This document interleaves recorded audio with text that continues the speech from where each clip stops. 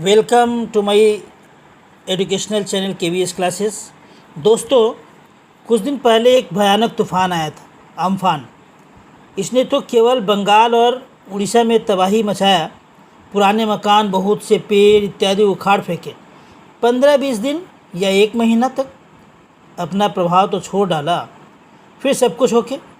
मगर मोदी के सौजन्य से आए तूफ़ान ने इससे बड़ा, बहुत बड़ा तहलका मचा डाला है। ये सिर्फ एक राज्य नहीं, बल्कि संपूर्ण भारत में उथल पुथल मचा दिया है। ये 56 इंच वाले इंसान ने, जो शेर दिल इंसान है, इसकी दहाड़ अभी बहुत बाकी है। हाँ, ये बात सही है कि उनका हर परिवर्तन पॉजिटिव डायरेक्शन में होता है।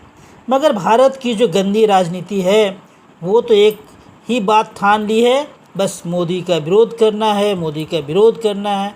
चाहे वो आपका बाप हो, या सपा का खफा बेटा, या कांग्रेस का राजकुमार, या फिर TMC के सुप्रीमो। चाहे बात सही ही क्यों ना हो, विपक्ष है ना, सत्ता पक्ष का विरोध करना तो उनका धर्म है। इसलिए तूफान दो तरफा होने वाला है, और दो तरफा है। मोदी के मंत्रिमंडल ने 29 जुलाई 2020 को जैसे ही नई शिक्षा नीति को मंजूरी दी, 34 साल पुरानी शिक्षा नीति धराशायी हो गई। मानव विकास मंत्रालय के पेड़ जड़ से उखड़ गए और उस जगह शिक्षा मंत्रालय का पेड़ अंकुरित हो गया। जो पुरानी शिक्षा नीति थी 86 की, उसमें थोड़ा सा बदलाव हुआ था 1992 में। उसके बाद तो फिर वही चल रहा था। लेकिन 2016 में केंद्रीय मानव संसाधन मंत्रालय के प्रारूप से जुड़ा हुआ एक नया इनपुट आया, और पूर्व इसरो प्रमुख के कस्तूरी रंगन की अध्यक्षता में एक समिति का गठन किया गया जून 2017 में, जो सौंपी गई 31 मई 2019 को। इसने जो रिपोर्ट दी है और जो सिफारिशें की है, जो परिवर्तन लाया है, वो परिवर्तन अद्भुत है। बड़ा ही सकारात्मक परिवर्तन है, क्योंकि इस परिवर्तन में हम लोग कई चीज़ें पाते हैं। एक तो पहले हम लोग देखें कि बच्चों में किस प्रकार का ज़्यादा से ज़्यादा बौद्धिक विकास हो, इसका लिया गया है। उन्हें पढ़ाई और सिलेबस दे करके और केवल कुछ रटा करके, और केवल वो उसी में रटते रहे। वो क्या रट रहे हैं उनको खुद मालूम नहीं है, उसका क्या अर्थ होता है उनको खुद मालूम नहीं है। बस मिस लिखा दी बोर्ड पे, कॉपी कर लिए, उसको रट करके जा करके एग्जाम दे रहे हैं, लेकिन उनको खुद पता नहीं उसका मतलब क्या होता है। तो इसलिए दोस्तों, ये कितनी अच्छी बात ली गई है इसमें कि पहले 3 वर्ष की उम्र से ही बच्चों को भर्ती कर लिया जाएगा स्कूल में। लेकिन हाँ, जो 3 साल से बच्चे आएंगे, 3 वर्ष तक केवल खेल खेल में पढ़ते रहेंगे। उन्हें पता भी नहीं चलेगा कि वो पढ़ाई कर रहे हैं ना खेल कर रहे हैं। लेकिन इसमें गार्जियन को और स्कूल के टीचरों को, दोनों को ही इसमें भाग लेना पड़ रहा है। वे उसका गाइड करेंगे अपने बच्चों को कि किस प्रकार से उनको बौद्धिक ज्ञान कराया जाए। जैसे उनकी भाषा की ज्ञान हो गई, किसी चीज़ का अपना रहन सहन का हो गया, तो खेल का हो गया। खेल खेल में ही वो रहन सहन, भाषा इत्यादि सीखेंगे। और दोस्तों, कई लोग विरोध कर रहे हैं कि इसमें इंग्लिश भाषा का शुरुआत नहीं दिया गया। बताया गया है कि प्रथम जो है, वो जो 5 साल का जो टेन्योर है, समय है, जो 5 साल का समय है, उस 5 साल में बच्चों को केवल अपने मातृभाषा में सीखना है। तो अब आप ही बताइए कि इसका विरोध करने वाले लोग बोल रहे हैं कि इससे अंग्रेज़ी मीडियम का बढ़ावा मिलेगा, लोग अंग्रेज़ी मीडियम में अपने बच्चे को पढ़ाने के लिए जाएंगे। लेकिन ज़रा सा सोच के बताइए कि बच्चे घर पे इंग्लिश मीडियम में पढ़ने वाले जो बच्चे हैं, क्या घर के लोग उनको इंग्लिश में बात करते हैं, उनको कुछ समझाते हैं? बच्चे के दिमाग में तो वही बात आएगी ना, ठीक ढंग से समझ करके, जो अपनी मातृभाषा में बोलता है। तो इसलिए मातृभाषा में वो अपना हर कुछ ज्ञान को अर्जन करेगा, क्योंकि वो जो ज्ञान होगा वो किताबी ज्ञान नहीं, उसके दिमाग में वो बैठता चला जाएगा, उसके जीवन में उतारने की चेष्टा करेगा वो। इसलिए वो ज्ञान जो है बहुत ही महत्वपूर्ण है। और इस प्रकार से जो उसके 3 साल जब पूरे होंगे, फिर वो क्लास 1 में जाएगा और 2 में जाएगा। तो यहाँ पे आकर के उसको न्यूमेरेसी का ज्ञान होगा, यहाँ पर कुछ नंबर्स 1 2 3 4 5 6 कुछ पहाड़े कुछ और सब नंबर का ज्ञान उसको होगा। अब वो जब 8 वर्ष के हो जा रहे हैं तो तुरंत पहुँच जा रहे हैं क्लास 3 में, और यहाँ से 8 से 11 तक की उम्र तक वे क्लास 3 4 5 को पूरा कर रहे हैं।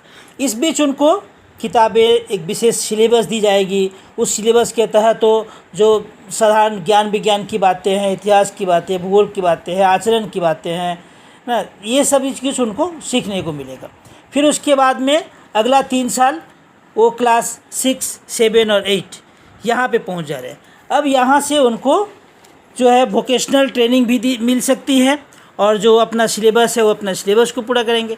अब यहाँ से उनकी रुचि की अपनी देखा जाएगा कि बच्चे की रुचि किस में है, जिसमें रुचि होंगे वो अपना सीख पाएंगे वोकेशनल। क्योंकि देखिए हमारे प्रधानमंत्री जी का सबसे बड़ा ध्येय है कि एक स्किल्ड इंडिया तैयार किया जाए, है ना, एक स्किल्ड इंडिया तैयार किया जाए। इसमें सभी लोग सभी बच्चे मैंने कहीं ना कहीं कुछ न कुछ अपने करने के हुनर उनमें आ जाए।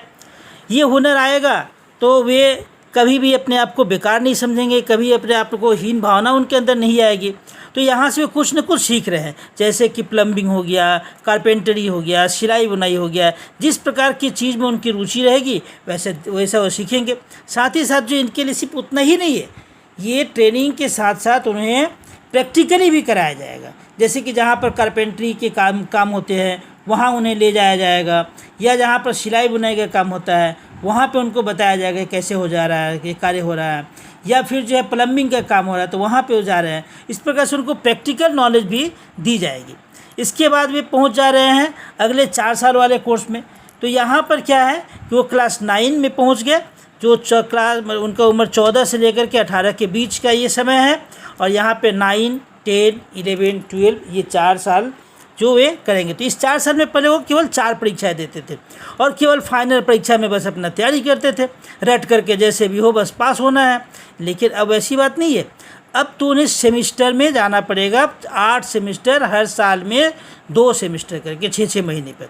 अब इसमें क्या होगा कि जो 6 महीना में वो जो पूरे ज्ञान को अर्जन करेंगे, क्योंकि यहाँ पर अब केवल उनको रटन तो विद्या पर परीक्षा नहीं ली जाएगी, बल्कि वो किस प्रकार से समझे हैं, क्या समझे हैं, कितनी समझदारी हुई है। साथ ही साथ वे अपने आप को खुद एक नंबर देंगे कि हाँ वे कितना में समझे हैं। क्योंकि देखो एक चीज़ है कि अगर एक आदमी, एक दुकानदार है जो एकदम रद्दी माल बेचता है, ख़राब माल बेचता है, भले ही वो मेरा अपना ही क्यों ना हो, लेकिन हम क्या करते हैं उसके दुकान से नहीं खरीदेंगे कोई सामान। सड़ा हुआ चीज़ तो खरीदेंगे नहीं, निश्चित रूप से उसे छुपते छुपाते अपने किसी दूसरे अच्छे दुकान से सामान खरीद कर लाएंगे।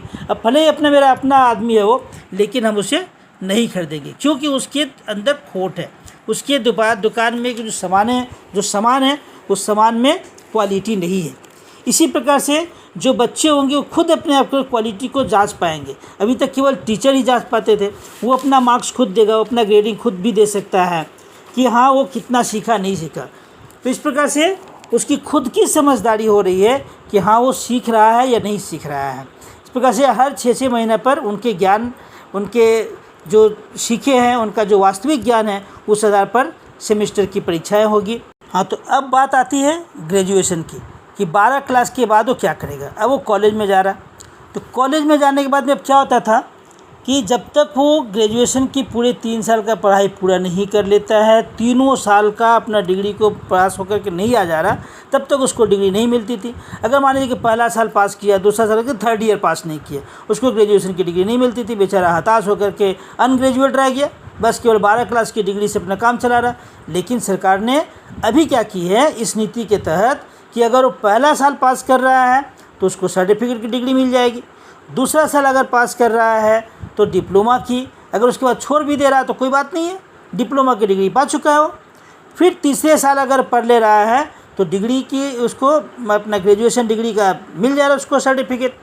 हाँ, लेकिन आगे अगर उसको और पढ़ाई करना है, यहाँ अगर छोड़ दे रहा है तो नौकरी के लिए उसको डिग्री मिल गई, अब नौकरी का अपना तलाश वगैरह कर सकता है, दूसरे काम को कर सकता है। लेकिन अगर उसको और आगे पढ़ना है, अगर MA करना है, PhD करना है, तो उसको चौथा साल का एक और साल उसको पढ़ना पड़ेगा। तो वो जो होगा वो आपको रिसर्च के साथ उसको डिग्री मिलेगा, जिसमें कि वो अब इससे वो MA का आगे पढ़ाई कर सकता है। अच्छा, एक और ख़ास बात है कि बीएड का जो था, जो टीचर ट्रेनिंग में जो जाना चाहते थे, टीचर बनना चाहते हैं, तो उनके लिए देखिए कितनी सुविधा दी गई है। 12 क्लास से ही वो बीएड के लिए एप्लीकेबल हो जाएगा। लेकिन हाँ, 12 क्लास वालों का जो 12 क्लास पास करके और बीएड का अपने पढ़ाई कर रहे हैं, तो उनको 4 साल जो है उनको पढ़ना पड़ेगा, 4 साल जो है उनको पढ़ना पड़ेगा। लेकिन अगर वो और यदि वो 4 साल वाला ग्रेजुएशन पूरा कर ले रहा है तो केवल 2 साल उसके बीएड करने होंगे। हाँ, अगर एमए भी कर ले रहा है तो सिर्फ 1 साल में उसका बीएड कंप्लीट हो जाएगा। और ये सारा चीज़ देख रेख केवल सरकार की अपनी जो पॉलिसी, अपनी जो भाग होगा, उसका जो ऑर्गन है, केवल वही उसको देख रेख करेगा। पहले जैसे अभी जो बीएड कॉलेजेस थे ना, ये कॉलेज ख़त्म ये, और एमए के बाद पीएचडी करने के लिए एमफिल करना पड़ता था, वो भी ख़त्म। बस डायरेक्ट एमए जैसे किए आप पीएचडी कर सकते हो। और हाँ, ये मत बोलो कि टेट परीक्षा नहीं होगी, टेट परीक्षा भी होगी। जो पहले क्लास 8 तक के लिए ज़रूरी था, अब जो है क्लास 10 तक के लिए टेट परीक्षा होगी, ठीक है ना, उसके लिए ज़रूरी है। और अब जो है बहुत कुछ नए नए स्कूल खोलने होंगे। इन नए नए स्कूलों के लिए, नए टीचर भर्ती करने के लिए, ये स्कूल इस शिक्षा नीति को सही ढंग से लागू करने के लिए जो खर्च है, उस खर्च को बढ़ा दिया है सरकार ने। पहले जीडीपी का केवल 4.3% ही खर्च शिक्षा पर खर्च किया जाता था, मगर अब इस सरकार ने इसे बढ़ा करके 6% कर दिया है। और अब हमें समझना है कि इस नीति का उद्देश्य क्या है, सरकार क्या चाहती है इस नई नीति के द्वारा। तो इस नई नीति के द्वारा एक तो पहले भारतीय संस्कृति, भारतीय जो परंपरा है, भारत की जो अपनी भाषा है, उसका विकास करना, भारतीय संस्कृति का विकास करना, साथ ही शिक्षा को इस तरह से बना कर रखना ताकि हम लोग जो विदेश में पढ़ने जाते थे अपनी शिक्षा को प्राप्त करने के लिए, उच्च शिक्षा को प्राप्त करने के लिए, अब ऐसा बनाया जाएगा कि विदेश के लोग भी अगर भारत में अट्रैक्ट होंगे यहाँ आने के लिए, वो अट्रैक्ट होंगे कि हाँ हम चले अब वहाँ भी कुछ पढ़ाई करें, क्योंकि इसको वर्ल्ड लेवल की ये पढ़ाई शुरू की जा रही है। जिस प्रकार से अन्य देशों में होता है, अमेरिका में है या अन्य विकसित देशों में है, वही शिक्षा नीति यहाँ भी अपनाई गई है। और इसमें लिया गया है, इसका उद्देश्य है कि 2030 तक जो स्कूली शिक्षा का 100% सकल नामांकन अनुपात था, उसको 100% किया जाएगा। सकल नामांकन अनुपात क्या होता है कि अगर किसी भी एक राज्य में या देश में जो एक ख़ास उम्र के बच्चे जो स्कूल जाने वाले हैं, वो कितने हैं और स्कूल कितने जाते हैं, इन दोनों का अनुपात जो है वो GER अर्थात ग्रॉस एनरोलमेंट रेशियो होता है, सकल नामांकन अनुपात होता है। तो सरकार का क्या नीति है कि जितने स्टूडेंट, जितने लोग, जितने बच्चे स्कूल जाने वाले उम्र में हैं, उतने ही पूरे बच्चे स्कूल जाएं, इसलिए ये 100% तक किया गया है। और अब जो है इसमें देखा जाए तो पूरा सिस्टम में क्या है कि 12वीं कक्षा तक, यानी कि बच्चों को अब 18 साल तक एकदम से अनिवार्य शिक्षा मिल रही है सरकार की तरफ से, और वो भी फ्री। उच्चतर शिक्षा में भी देखना पड़ेगा कि वहाँ जो किस प्रकार से GER का प्रावधान रखा गया है। हम लोग जानते हैं कि उच्चतर शिक्षा में जो बच्चे होते हैं उनमें से बहुत सारे बच्चे अपने नौकरी में चले जाते हैं या पढ़ाई छोड़ देते हैं। तो इस प्रकार से उनका अभी जो है केवल 26.3% ऐसे बच्चे हैं जो आगे की पढ़ाई कर पाते हैं। तो सरकार का उद्देश्य है कि नहीं, उन्हें भी इसमें बढ़ावा मिले और इसका 50% तक वो लोग जो है बढ़ाना चाहते हैं, इस उद्देश्य को पूरा करना चाहते हैं। अब इसमें एक और क्या सुविधा है कि अब इसमें मेजर कोर्स और माइनर कोर्स, ये एक बात आ गई है। ये बात है क्या?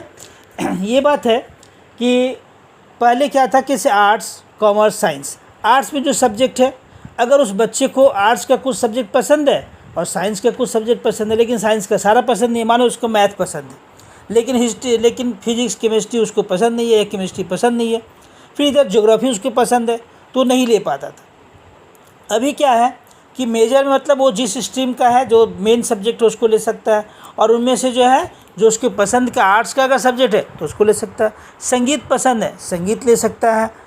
उसको जो है अकाउंट्स पसंद है, अकाउंट्स ले सकता है। इस प्रकार से ये उसकी सुविधा दी गई है कि अपनी इच्छा अनुसार जो उसको में वो दक्ष है, जिसमें उसकी रुचि है, उस सब्जेक्ट को पढ़े, उस पर अपना ज्ञान हासिल करे और आगे बढ़े। इस प्रकार से हम लोग क्या देख रहे हैं कि पूरी जो शिक्षा है कॉलेज तक की विषय में बताया गया है, और शुरू में जो 10+2 था उसको हटा करके क्या ला दिया गया, जो आपको हम बता ही चुके हैं कि पहले 5+3+3+4। फर्स्ट 5 जो है उसमें प्ले ग्रुप से लेकर के क्लास 2 तक, जिसमें बच्चों का उम्र 3 से लेकर के 8 साल तक होगा। सेकेंड जो 3 साल है उसमें क्लास 3 से लेकर के 5 तक है, उसमें बच्चों का उम्र अपना 8 से लेकर के 11 तक होगा। और नेक्स्ट जो 3 है उसमें क्लास 6 से लेकर के 8 से अगले 3 में क्लास 6 से 8 तक है, जिसमें बच्चों का उम्र 11 से लेकर 14 साल तक हो रहा है। और उसके नेक्स्ट जो 4 है उस 4 ईयर में क्या हो रहा है, 14 साल की उम्र से लेकर के 18 साल तक बच्चे रहेंगे, जो क्लास 9 से लेकर के 12 तक वो सिलेबस अपना पूरा करेंगे उसमें। अब इस अच्छी शिक्षा नीति के बावजूद भी जो विरोधी हैं वो तो विरोध करेंगे। आने वाले समय में न जाने कितनी जगह रैलियां होगी, कितने जगह तूफ़ान खड़े होंगे, तो ये तूफ़ान का दूसरा रूप होगा जो हमें झेलना है अभी। हाँ तो दोस्तों, इस वीडियो को लाइक करें और मेरे चैनल को सब्सक्राइब करें, बेल आइकन भी दबाएं, ताकि आगे आपका हर इन्फॉर्मेशन सही और जल्दी से जल्दी आपके पास पहुंच जाए।